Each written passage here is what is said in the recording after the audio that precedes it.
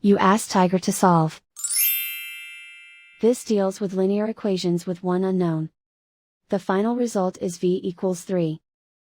Let's solve it step by step. Simplify the expression. Find the greatest common factor of the numerator and denominator. Factor out and cancel the greatest common factor. Isolate the v.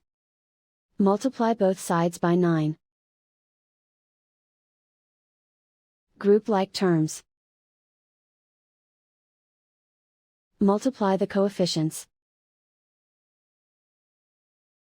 Simplify the fraction.